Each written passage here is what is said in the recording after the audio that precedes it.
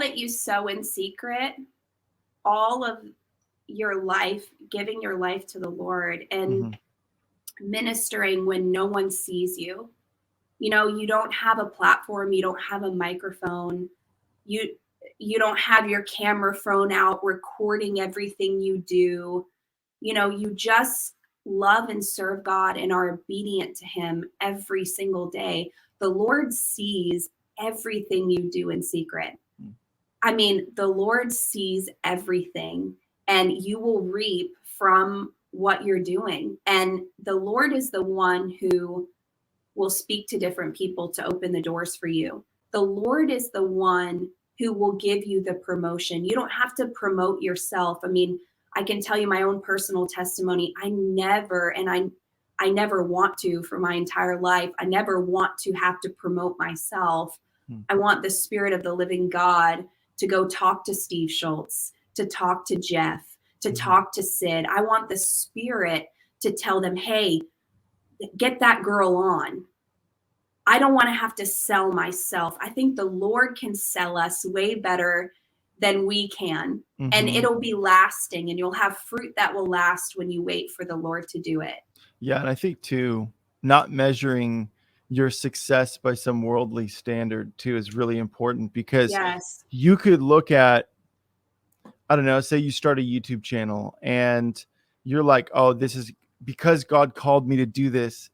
I'm going to get millions of views. I'm going to get, odds are really high you're not going to. It happens. I've seen it happen, but we shouldn't measure our success by that. Like, be content with what God has presented in front of you. And yes, there will be times where God will say, Kelsey, I want you to work on this. And I want you to focus on posting in this specific way on this specific platform. That can happen. Right. Yeah. And whatever God decides to do in that is awesome. But and as I get older, I'm becoming more this way, is like being so much more content with the process, because that's the refinement. Like that's where you become, rather than going, but God, you showed me that it was going to be like this big and I was going to do this thing.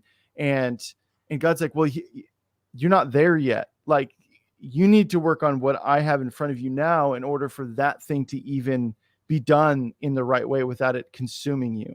And I think that's the big thing, because if we push beyond where God has us in any given time, we can actually become so consumed by something that it can ruin us. Like if you're not ready to stand up under the weight of something and shoulder something, like, I don't want that.